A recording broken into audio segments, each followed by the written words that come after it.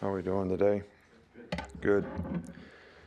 I think the number one thing we want to focus on is, I know people have kind of written us off to some degree, but at the same time, I think we have a lot of pride as an organization. I think we need to get focused on, what it takes to win games. Play the game, win the game, prepare for the game.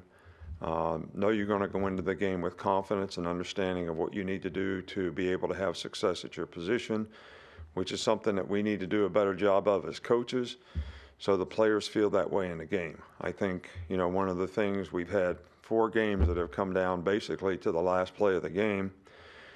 We won 2 of them, we lost 2 of them by a total of 4 points, and we didn't execute down the stretch the way we need to. So I don't know what that is, but we got to get away from that because great players, great competitors, they rise to the occasion and make the plays they need to make in a critical times in the game when your best is needed. And certainly we need to do a better job of that. I think it's a challenge for all of us to, have pride. We're going to play a good team this week, and I'm sure they're going to want to, put up on their mantle, we beat Alabama too. So it's just a matter of, whether we're going to allow that to happen or we're going to go do everything we can to avoid it because, Ole Miss has a really good team. Lane's done a great job there. They're one of the best running teams in the country. They've won 8 games.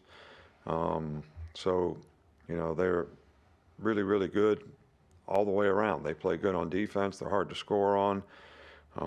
They've got really good players, good running backs, good receivers, quarterbacks playing well for them. They're aggressive on defense. And they play good on special teams. So this is a really good team. They wouldn't have won 8 games. They wouldn't be 8-1 now if they weren't a really good team. So we got to get ready for the challenge. What are some of the themes of a Lane Kiffin offensive system that you've seen over the past couple of years? Well, they do a really good job with formation multiples, motions, trying to get the defense to adjust. And then they're basically running, they've got really good running plays, but they're running those same plays out of all those different multiples, which trying to put different players in different positions. So you make a mistake, you have a gap open, and they hit a play on you. So this is one of those, got to have 11 guys on the same page doing the right things, or they're going to find a way to get to you. They make a lot of explosive plays in the passing game because they're a very good running team, which is not, abnormal because of the way you got to play to stop the run. They do a good job of taking shots off of those running plays. So that's what makes it, very difficult. Michael? How would you assess the overall body of work for this Alabama offense and the job that Bill O'Brien's done? Look, there's things that we need to do better in every part of our organization. I'm not going to analyze somebody publicly, good, bad, or indifferent. We're all working hard together. We're all responsible for, what we do. Do we need to play better on both sides of the ball? Absolutely. We got to play better up front, and we got to make less mistakes, overall organizationally. And there's not a coach or a player in this organization that can't do things better, to help our players have a better chance to be successful. And I think the players themselves also have to be accountable and go out there and do things that they're supposed to do, especially in critical times in the game. Charlie? You always talk about playing to the Alabama standard. Is there maybe something you can pinpoint with this team that maybe they haven't lived up to that quite? Well, first of all, I don't think it's really fair to the team to create the kind of expectations that get created, for the team before they ever have a body of work. But that's kind of the nature of the beast in this day and age. I think being able to handle that, not putting pressure on yourself to try to live up to that expectation, sort of creates a lot of anxiety in some cases. You put pressure on yourself whatever it is, which means you're really focused on outcomes, not process. And I think that's the biggest thing that we got to get our players back to do. When I say you got to focus on what it takes to win and enjoy winning, that's what I'm talking about. Not the pressure to win and then the relief when you win rather than the joy that you won. There's a difference in all that. And I think I'm not blaming anybody for it. It is what it is. All right, but you got to be able to handle that and not let it affect you. And I've done, I guess, a pretty average job of getting our players out of that mode. You know, the pyramid downstairs doesn't say win the SEC championship. It doesn't say win the national championship. It says be a champion. And these are the things that you have to do to be a champion. And if you can do those things, you have a chance to win a championship. All right, so if your focus is on the championship, then are you really focused on doing the things you need to do to get there? And I would say that's the thing that we need to do a better job of focusing on. Chase, stay up front here. All right. Last week, you mentioned some of the limitations that Bryce has had in practice with the shoulder. Can you give us a sense of how he felt going into and coming out of the LSU game? Yeah, well, all indications in terms of what he says to us, to me, to the medical staff is that he feels good, that he's fine. I guess you would have to ask him to really get a sense of how he feels, but he is telling us that he is fine. He said he was fine in practice relative to what he did. And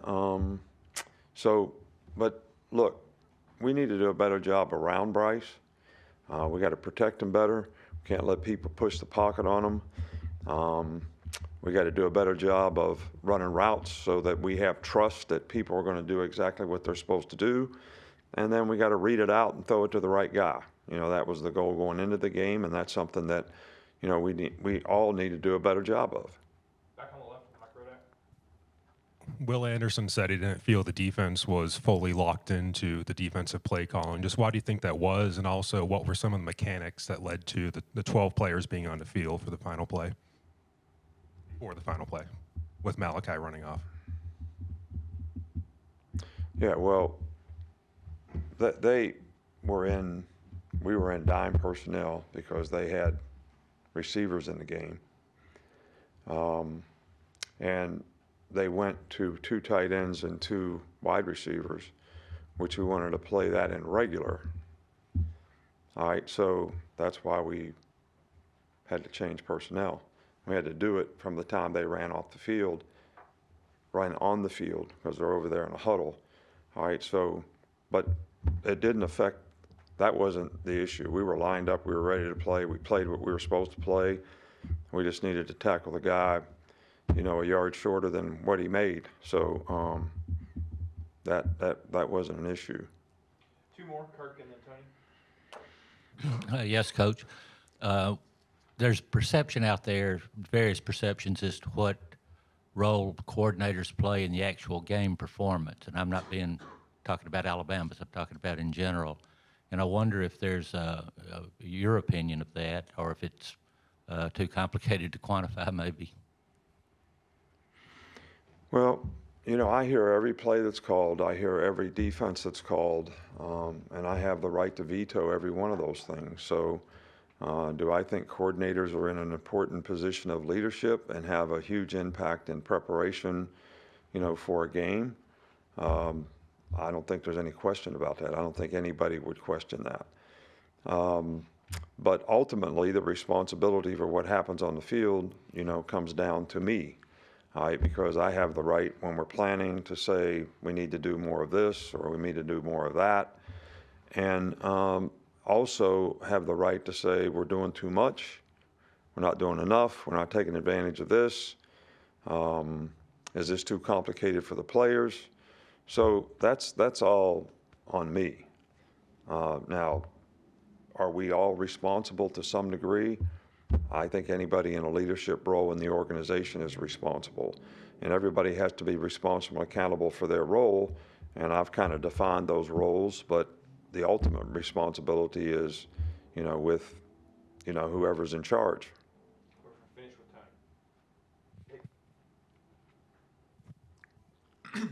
We didn't see Terry on against LSU. Just is there an update on his status? He was sick.